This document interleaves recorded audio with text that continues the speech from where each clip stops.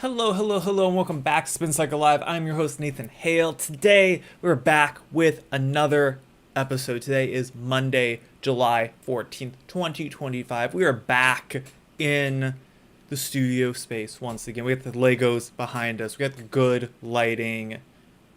We're back at it. I'm finally back. Glad to be here with you all. Before we start today, make sure you're following me on all the social media platforms. We are streaming this show out on YouTube, Rumble, X, Twitter, whatever you call it. It's all out there. If you missed an episode, you want to go and watch it back, watch it on YouTube, watch it on Rumble. It's all there. And yeah, we're streaming these shows out. It is the summer of Spin Cycle, so we got a show coming out Monday, Wednesday, Friday, 6 p.m. Eastern time for all those shows. And yeah, we got a few weeks of this left, and then probably be going back to 2 shows a week, but we'll see. Stay tuned for all of that. But my gosh, do we have a lot to cover today? So let's get right into it with our very first story of the day. This comes from Fox News.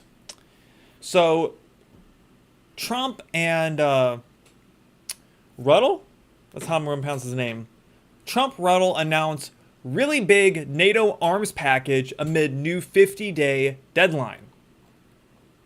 So President Donald Trump on Monday confirmed that the U.S. has agreed to sell arms to NATO just moments after he said Russian President Vladimir Putin has 50 days to secure a peace deal with Ukraine or face 100% tariffs.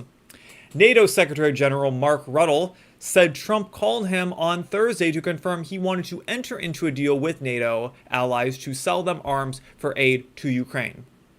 Trump said billions of dollars worth of U.S. arms will be purchased from allies like Germany, Finland, and Denmark that will be quickly distributed to Ukraine.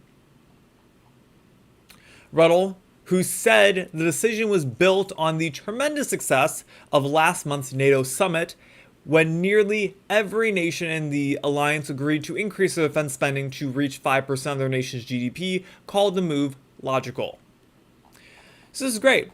I have no issue with this whatsoever. We talked about last week how Trump was talking about sending more aid to Ukraine, and I think myself and a whole bunch of other people who are mostly anti-war and want to see an end to the war in Ukraine were like, hold on a second. Hold on. Let's pump the brakes here. Pump the brakes, and why are we paying more money to send our weapons over to Ukraine? So I think I said on this very show that where were other countries stepping up and at least flipping the bill to send U.S. made weapons to a war zone? And that's exactly what's happening right here. So we spoke a little bit too soon and said, hey, U.S. money should not be paying for more war in Ukraine. It doesn't appear that more U.S. money will be paying for war in Ukraine. So I'm happy to see it. Like I said, I have no issue with sending our weapons over to a foreign country to help them in their war, whatever conflict it is. I mean, we make the best weapons in the world right here in the great United States. I just don't want my tax dollars paying for it. I want my tax dollars paying to defend the country that I live in, not someone else's. So I'm glad to see that NATO is stepping up and flipping the bill for our aid to go over there. So I think this is a nice compromise between, European countries don't have the military firepower that the United States does, and but the United States doesn't need to pay more money to help out Ukraine. So maybe we'll one step closer here into having the war over in Ukraine. I'm not sure about it. So we'll keep you updated when there's updates to be done. So, like I said on this show before, I could talk about Israel and Hamas all day. I could talk about the United States and Ukraine all day. I don't want to. I want to cover more interesting things for you all. So I only really talk about it when there's some major update to go over. But otherwise, I let other people talk about that kind of stuff. So I like to bring you the new and unique stories that I see out there, things that I find interesting. All right, so let's go on to the next story. This one was rather surprising to me. This comes from New York Post, excuse me, not the New York Times, not the failing New York Times, the very successful New York Post. Secret Service officials were aware of classified threat 10 days before Butler assassination attempt failed to tell agents guarding Trump. So you don't remember, about a year ago, almost to the date, almost to today, basically a year ago, 366 days or so, that was the attempted assassination of Donald Trump. I remember exactly where I was. I was in this house, and I remember watching the footage for the first time. I know people who were there. Very scary day. And so, of course, Trump survived that, was shot in the ear, and thankfully made it out almost completely intact, minus a chunk of ear. And yeah, it was very frightening. But shortly after that, there was lots of suspicion of how did this happen in the first place? How did the Secret Service allow a threat to get this close to neutralizing a president, a former president of the United States currently running for office again? How did this happen? So all through 2024, there were talks about, and even in 2023, there were talks of, what's the Secret Service getting up to? Because if you remember, RFK, when he was running for president, had requested a Secret Service detail. He was a legitimate individual running for the office of president. He was certainly entitled to receive a Secret Service detail, and yet never received one. Why is that? Of all the people in this country who are running for president, minus past presidents such as Donald Trump, RFK certainly deserves a Secret Service detail, considering that two of his family members were both killed. They were both assassinated. His father and his uncle were both assassinated. So, questions had risen about what is the Secret Service getting up to? So thankfully, investigation had been done. There's a new man running the Secret Service agency, and some documents have been released covering Secret Service. So let's see what they have to say. Senior level Secret Service officials failed to share, quote, classified threat information related to President Trump with those assigned to protect him during the Pennsylvania campaign rally where he was nearly assassinated, according to a congressional watchdog report. The Government Accountability Office, GAO for short, found the classified intelligence had been presented to Secret Service officials a full 10 days before the July 13th, 2024 assassination attempt in Butler. But the agency's soiled practice for sharing sensitive information resulted in few being aware of the threat against Trump's life. Crazy. The Secret Service had no process to share classified threat information with partners when the information was not considered at immediate threat to life, read the GAO report, released Saturday by Senator Chuck Grassley's office. The nature of the threat, described as highly classified by Secret Service officials in the report, is not explained. Quote, the Secret Service and local law enforcement personnel central to developing site security plans for the rally were unaware of the threat, the report notes, explaining members of the agency's advance team assigned to the event in Butler did not receive the relevant information. Wonder why that was. The special agent in charge of the Secret Service's Pittsburgh field office, which oversees the district where the rally took place, told the GAO he did not receive any information about a threat either. Quote, he reported that if he had received the threat information, he would have requested additional assets, such as ballistic glass, additional drone mitigation, and a full counter-sniper advance team, along with other assets, the report states. The Secret Service had multiple opportunities to share this information leading up to the rally, but repeatedly failed to do so, Grassley's office contends. The Secret Service also lacked drones, which could have helped identify the shooter because some, quote, had already been allocated for the Republican Democrat national conventions, according to the report, which noted the ones on hand malfunctioned and were flown by inexperienced operators.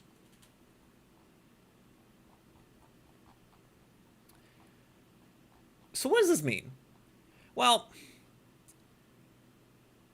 A lot of people would point and say, well, Joe Biden's administration attempted to kill Donald Trump because they did not want him returning to the White House to be president again. I'm not sure if I buy that this was a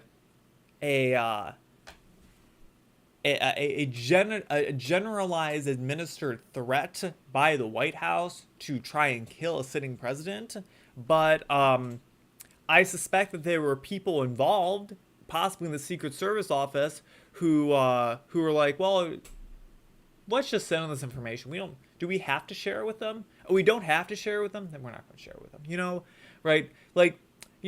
I don't think that the Biden administration was actively involved in trying to kill a former president of the United States. I think that we would know that information. I mean, crazier things have happened, but I think that's a little bit too big of a cover up to not have the knowledge out there, or at least people who are like, they tried to cover it up at least. But I certainly think there were people within the Secret Service office who knew that there could be a threat on the president's life at Butler on that day and failed to share that information with them purposefully. I think that is more than likely a scenario that could have happened.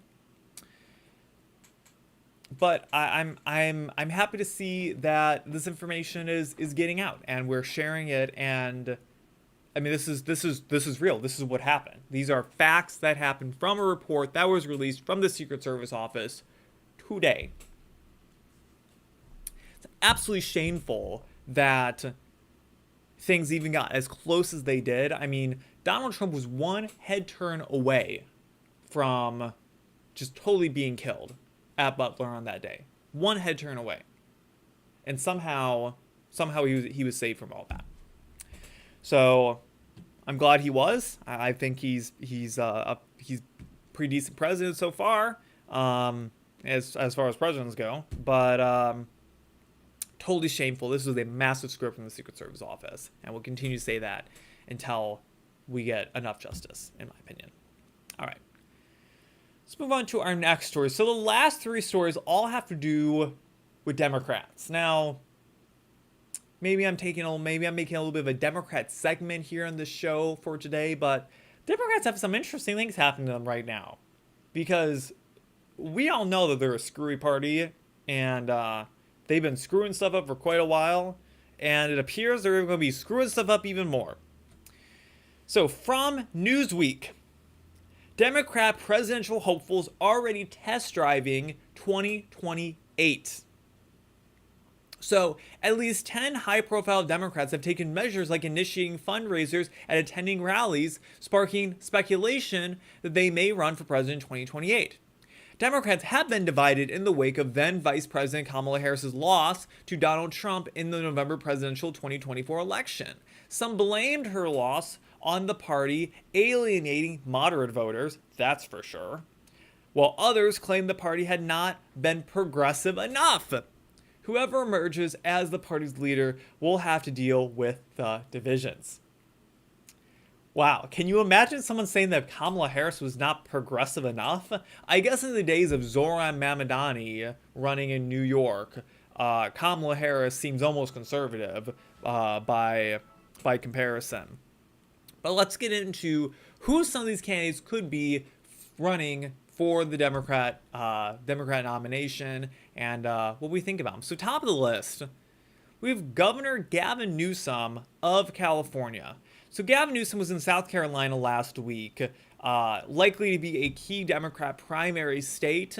So on the first day of his 2-day tour, he was introduced by Representative Jim Clyburn, who said he was welcoming these candidates who are running for president, though Newsom has not confirmed that he will run. Newsom's definitely running for sure. I mean, he was running as far back as like 2022, right? Gavin Newsom was hoping that Joe Biden would just drop dead and he could just kind of like swoop in and like take over, but they went with Kamala Harris instead. They felt like, I guess, that was a safer option somehow. I think Gavin Newsom would have had a better shot than Kamala Harris would have, but that's just my opinion. So who's next? So Wes Moore. Has anyone ever heard of Wes Moore? Wes Moore is the Maryland governor. Wes Moore is somewhat of a little bit more of a moderate. I mean, I've seen him talking with Trump, and he seems very happy with he's on good talking terms with Trump. I haven't heard a whole lot of negative things coming from Republicans about Wes Moore of Maryland. I mean, Maryland's a Democrat state. I just don't think Wes Moore has enough name recognition and people really know who he is to really have a shot. And not that having no name recognition is necessarily a bad thing in this case, as we're going to see in the future. I just don't think that he comes from a state that people would really care all that much about. Like, Maryland is a solid blue state. He's not really doing anything like too crazy as a Democrat, but not really doing enough things that are pleasing, the conservatives. So I don't know. I don't think he has a shot. All right, who's next? Tim Walz. Tim Walz also no shot. No shot from Tim Walz. Tim Walz ran as Kamala Harris's running mate in 2024, and they brought him in to try and appease the middle class, working white guys, right, to vote for Kamala Harris. And he did literally just the opposite. If you remember, he didn't know how to shoot a gun. He said he was friends with school shooters. There were so many screw-ups from Tim Walz. I mean, where do you even begin? He tried to play a video game and was holding controller as someone who clearly has never played a video game before. They tried so hard to humanize Tim Walz and make him into a guy that people would like, and he's just not likable. He's just not a likable guy. So, he tries to play the whole, I was a school teacher thing, I was a history teacher, whatever he was, PE teacher, I don't know what he taught, and try and humanize himself that way, but it just wasn't any good. No one believed it. So Tim Walz, I think, total negative. So of the people we've covered so far, I think Gavin Newsom has the highest chance. All right, who's next? Andy Beshear, Kentucky governor. All right, now we're talking about some guy with no name recognition who might actually have a shot. So Andy Beshear, a rare Democrat to govern a traditionally Republican state, is scheduled to tour South Carolina this week. According to the Associated Press, he will try to appeal to moderate Republicans and black voters and make a case for progressive politics in his speech. Beshear, who was once viewed as a potential VP choice for Harris, told NBC News on Sunday that he may take a look at launching a presidential bid. So Andy Beshear, I think, is an interesting guy because, yes, he is running a Republican state right now. And I don't remember if he has been duly elected or if he's won another election is what I'm trying to say. If he's won twice, if he's a two-termer yet or not. I forget when he initially got elected to that position. But, he's moderate enough that Republicans were fine voting for him.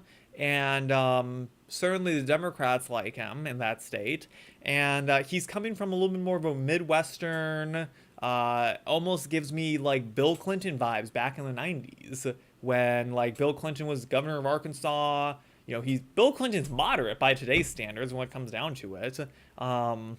So I don't know. I think that Andy Beshear has actually a solid shot if the Democrats don't screw things up for themselves. He could actually be a really genuine threat to whatever Republican is running, and I think Democrats would have a really good shot with Andy Beshear, but don't tell them I said that. All right, Ruben Gallego from Arizona, he ran against Kari Lake in the 2022 Senate race. Doesn't have a shot. Nobody knows him well enough. I'm just moving on. He hasn't a shot. All right, Pete Buttigieg, President Joe Biden's transportation secretary. See, Pete Buttigieg is so unknown, they had to specifically put after his name, President Joe Biden's transportation secretary. I mean, I recognize that they put kind of their current title next to there. Pete Buttigieg isn't doing anything right now. He's just sitting around. Pete Buttigieg has no shot.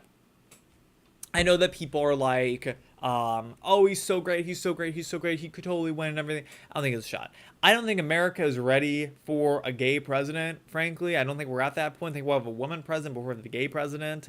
And I said this a while ago, I don't think America is ready for a gay president. It might be that America is not ready for Pete Buttigieg, gay, to be president. I think that if Secretary Bessent, Treasury Secretary Scott Bessent ran for president, I think he'd have a genuine shot. I think that Americans would be fine with him. He's gay, but he doesn't throw in people's face. There's photographs of freaking Pete Buttigieg trying to breastfeed his child wearing some weird, breast thing on his chest. Which, like, there's nothing wrong with breastfeeding, but, like, it's weird that, like, he's doing it with, like, an artificial boob. So crazy. I don't think it was a shot. I think that I think that America could be ready for a gay president, but that gay president's got to be a conservative, right? It's got to be a normal gay guy, not someone like Pete Buttigieg. All right, J.B. Pritzker, Illinois governor, no shot. I think that he'll definitely run. I think that JB will definitely be in the running, but he is so corrupt and has so screwed over the state of Illinois. I think that people see right through him. He's like the Midwest Gavin Newsom, right? I think that people see through the fact that Gavin Newsom's totally screwed over California. And I think they see the same thing with J.B. Pritzker, and that he screwed over Illinois. My family moved out of Illinois right when he first became governor because we knew how bad things were going to get. And things have gone to hell in a handbasket real quick. So I don't think it's a shot. All right. Josh Shapiro, Pennsylvania governor. So Josh Shapiro has long been considered a potential presidential candidate. The swing state governor was a finalist to be Harris's running mate. So we all know why Josh Shapiro was not Kamala Harris's VP pick. He's Jewish. They couldn't pick a Jew right now to be a running mate for a Democrat. The Democrats hate the Jews way too much. I think Josh Shapiro is a genuine shot. I think Josh Shapiro will definitely run. I think that Josh Shapiro, along with Andy Bashir, I think Josh Shapiro might have a little bit more name recognition from a bigger state. But I think that him and Andy Bashir have really solid chances of being really dangerous to a Republican running for president in 2028. Just because Josh Shapiro is a little bit more moderate. He's running Pennsylvania. Trump won Pennsylvania by a few points, but at the same time, a Democrat is running the state. So they're definitely a purple state. They elected a guy who's a little bit more on the purple side. He's not totally insanely progressive, but also he's certainly not conservative either. So I think Josh Shapiro would have a genuine shot. Cory Booker. Cory Booker, New Jersey senator, no shot. No shot, Cory Booker. I'm not even going to talk about him for his freaking 25-hour filibuster speech. Cory Booker is the most useless senator in the Senate right now. He's introduced like 25 some pieces of like completely useless legislation this year alone. Maybe it's less than that. I don't remember how much it is. I have to go and look. But Cory Booker has no shot. Nobody likes him. Democrats love to fondle over him, but like the Democrats who love him are like the Democrats who are like chronically in line, not the ones who actually vote in elections. All right, Gretchen Whitmer. Gretchen Whitmer, I think, is too progressive to win nationwide. I think Gretchen Whitmer would meet the same fate as Kamala Harris. I think that she's too progressive.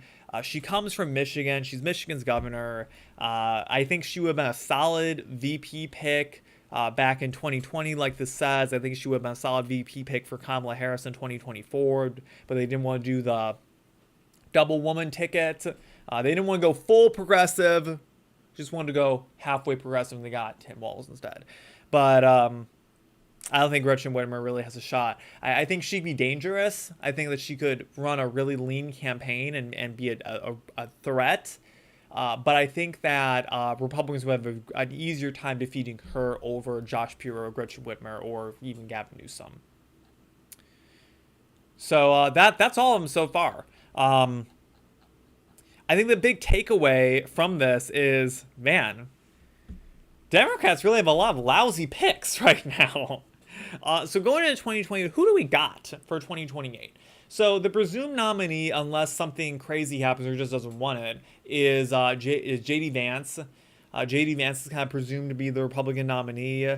He's who we're kind of basing everything off of. I think that he would be a fine pick to run. I don't really have an issue with J.D. Vance. I think he would kind of be like a George Bush after Ronald Reagan, sort of, just kind of continue what Trump's already doing. So if you're someone who likes Trump, you probably like J.D. Vance. If you're just kind of neutral on Trump or don't like Trump, you probably don't like him either. So I think he'd have a much easier time of winning over, younger voters, be on the social media game. I think if he ran a campaign very similar to Trump 2024, he'd have a really great shot.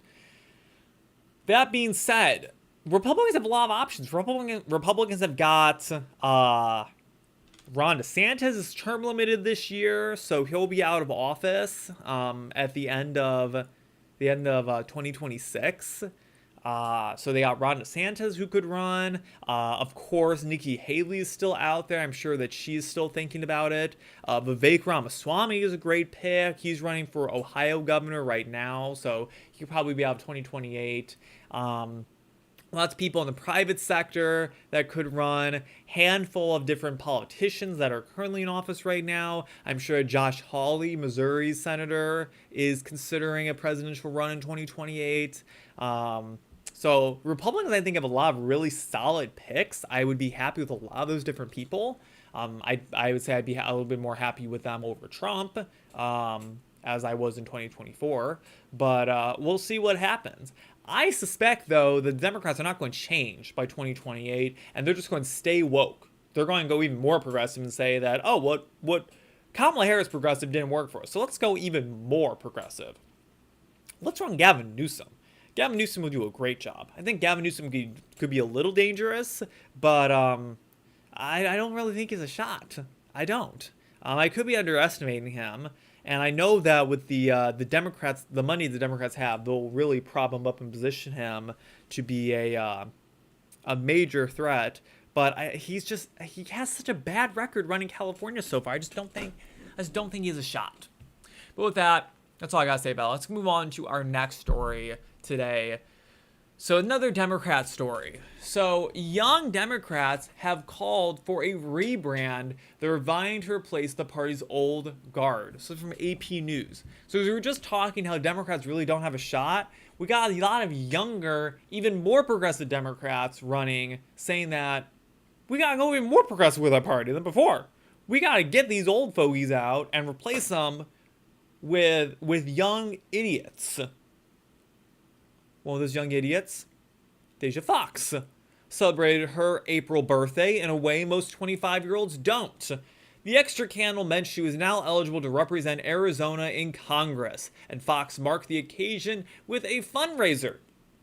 She's part of a wide-ranging group of young Democrat candidates, many running to replace older incumbents who have grown restless, waiting for their turn to lead their party back to power.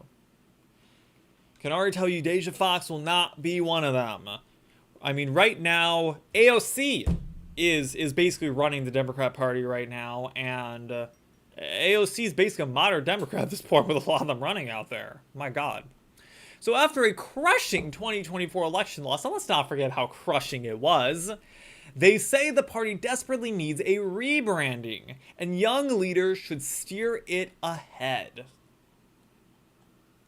In Georgia, for example, 80-year-old Democrat Rep. David Scott's decade-long legacy could end with a primary he's expected to join. This has drawn challengers fed up with his refusal to step aside despite years of concern about his declining health and rare public appearances. The primary got crowded almost a year after former President Joe Biden dropped out of the 2024 presidential race amid similar scrutiny over his age. Quote, passing of the torch implies the leaders are handing it off, said Amanda Littman, head of the group called Run for Something that bolsters progressive young candidates. Quote, what we're seeing right now is the new generation is taking the torch. They're not waiting for it to be passed. Many boomer and Gen Z candidates alike have largely abandoned the traditional playbook of spending millions on TV ads in favor of TikTok and social media. And it's a pivot that older political hands would recognize from an older playbook, meeting voters where they are. Fox, that's Deja Fox, a digital strategist, led influencer strategy for Kamala Harris's 2020 presidential campaign bid. On TikTok, she speaks to nearly 400,000 followers, saying she'd be the first woman, quote, of our generation elected to Congress. Fox has leaned into popular Gen Z interest slang in branding her district tour, quote, crash out or Congress. Quote, does the news make you feel like you're about to crash out? Be honest, Fox posted. If Scott seeks another term in his suburban Atlantic district, Hull faced several candidates in the Democrat primary next May, including microbiologist state rep Jasmine Clark, 42, state senator Emmanuel Jones, 66, and 33-year-old Everton Blair, former chair of the state's largest school district. Scott's campaign did not respond to requests for an interview. Clark racked up 7,000 TikTok followers after a popular influencer reposted her. She occasionally pops in with solutions to people's problems on Nextdoor and is sometimes recognized as a podcast host instead of a state representative. She says Republicans have done a better job at saturating social media with their messaging. Voters have been crushed by high living costs, Clark said, but Republicans, not Democrats, have been the ones telling people their pain is real, even though Democrats have better ideas for fixing things. Quote, we are bringing people to the party into this democracy who have felt left out by and large young people and working class folks, Fox said. In New York City, 33-year-old Zohran Mamdani recently won the mayor's race with an upbeat campaign that leaned heavily on TikTok and emphasized finding new ways to make the city life more affordable. Other older candidates can do that too, he said, but for better or worse, young people aren't yet jaded by politics. In this dark moment, we need people who can provide us a general sense of hope, as crazy as that can feel sometimes, David Hogg said, to believe that many things won't be as screwed up as they are now forever. So, let me give you my perspective as a young person. So I'm 21, right? I'm a few years older than this is Deja Fox right here on the screen. You know, I'm a few years younger than she is even.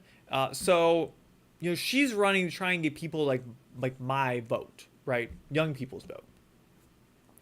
Now, call me a conservative curmudgeon, but I actually like slightly older people running for Congress, people who have a little bit more life experience. I think you should go out and make something of yourself before you have any authority to lecture the rest of the world on anything. What has Deja Fox done?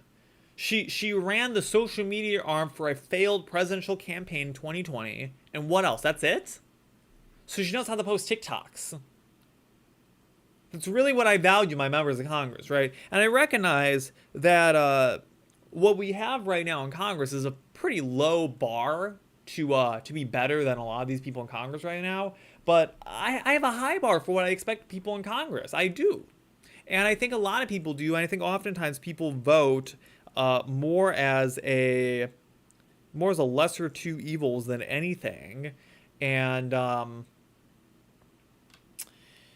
choosing to elect people like this girl right here. So what do I think? Well, I think that young voters value more intelligence, frankly. I think the young vote, I don't think the age is the issue of the candidates running. I think it's the actual intellect and intelligence that they possess, right? So I would love to see a lot more like 40-year-olds running for Congress over like 25-year-olds, right? Almost double that age. I'm fine with people. I would say, 40 to 55 is kind of my ideal range for, if I'm looking at candidates across the board, I'd love the people representing me to be around that age. They're not so old that they're going to die in Congress. We've had several people die in Congress this year alone, right? But it does mean that they have several years ahead of them within politics that they end up doing a really good job. They stick around for a little while, right? So I get it. I think that suggesting that candidates need to be more progressive is not the right move. These candidates who are running, they're young people, they're super progressive.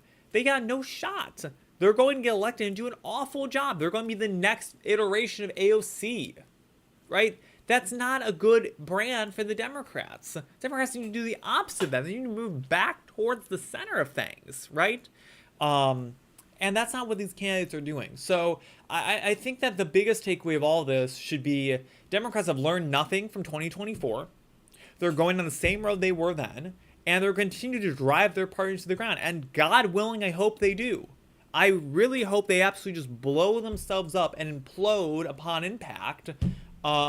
And Republicans have plenty of time to rebuild this country and actually put in some good policies that last a while, long after they're gone. So I hope we have 12 more years of Republican rule ahead of us. I hope we have 8 years of J.D. Vance and 4 more years of Trump right now. So we're going to need it. We need more of that. And Democrats are making it a whole lot easier. All right, our last story. I know we're going a little bit long. We're at 40 minutes, but I promise it'll be quick. This is the big deal. So from the Daily Wire, Biden admits he used Autopen for mass criminal pardons, says he didn't review any case. So remember, earlier this year, we covered a story about how a watchdog group had found that every single signature on Joe Biden's pardons were all exactly the same, right? They were just copy and pasted right onto the document. So the question arose, well, did Joe Biden actually intend to sign these pardons? And, if he didn't actually sign them, are they actually legitimately legal? Does a verbal saying, oh yeah, I want to pardon this person, mean that they can just be pardoned like that, even if he didn't actually sign the order? What's the proceedings around this? So let's read the story and see what we have to say. But he's admitted to it now, because Democrats said this was a conspiracy theory. Now he's admitted to it. So former President Joe Biden did not personally review every person who was granted a pardon in mass clemency actions signed by an Autopen in the final months of his term, according to a new report. According to a Sunday report by the New York Times, Biden did not individually approve each name for the categorical pardons that applied to large numbers of people, but signed off on the standards he wanted to be used to determine which convicts would qualify for a reduction in sentence. One of Biden's aides stated that the Bureau of Prisons would provide the administration with new information on inmates eligible for pardons, promoting updates to the list of those scheduled for release. Staff would not run changes by Biden, according to the aide. Rather than ask Mr. Biden to keep signing revised versions, his staff waited and then ran the final version through the Autopen, which they saw as a routine procedure, the aide said. In the final months in office, Biden issued a series of controversial pardons and clemency actions. He issued clemency to 1,500 people placed in home confinement during the COVID-19 pandemic, pardons for 2,500 drug offenders, and pardons for his son, Hunter Biden, and other family members, as well as Dr. Anthony Fauci, former chairman of the Joint Chiefs, Mark Milley, and members of the J6 committee.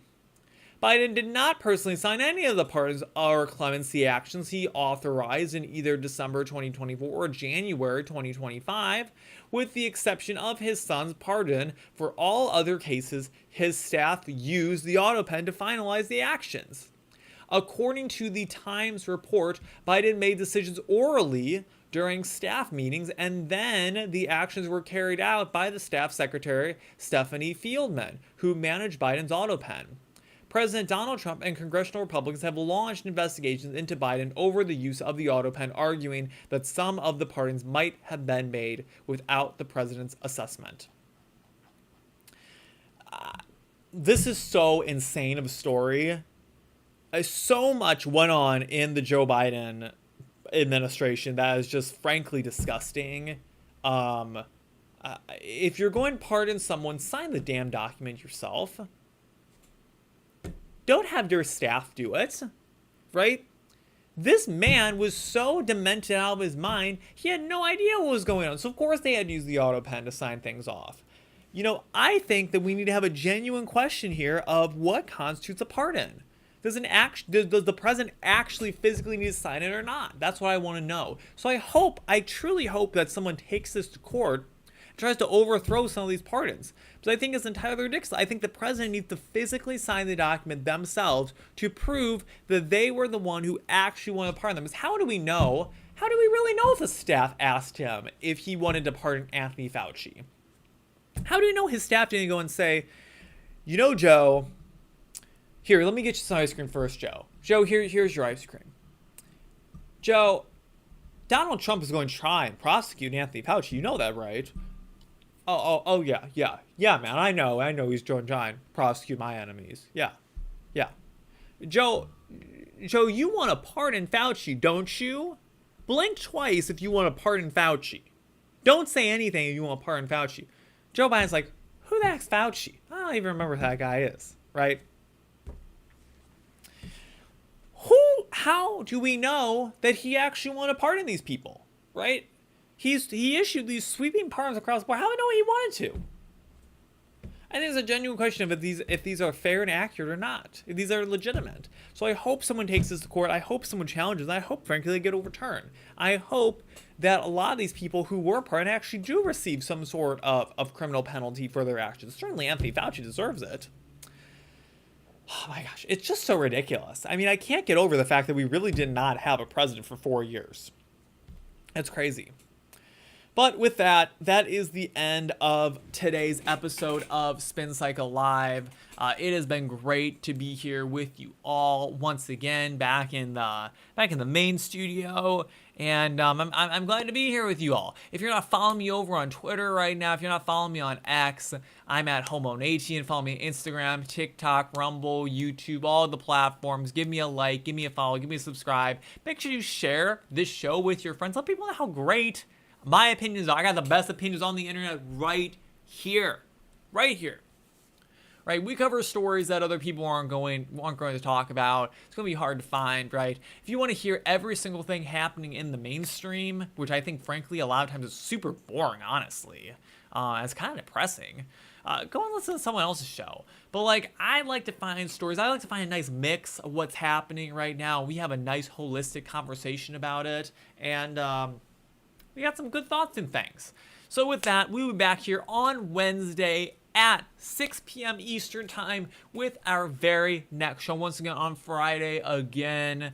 But with that, I have been Nathan Hale. This has been Spin Cycle Live. Peace out.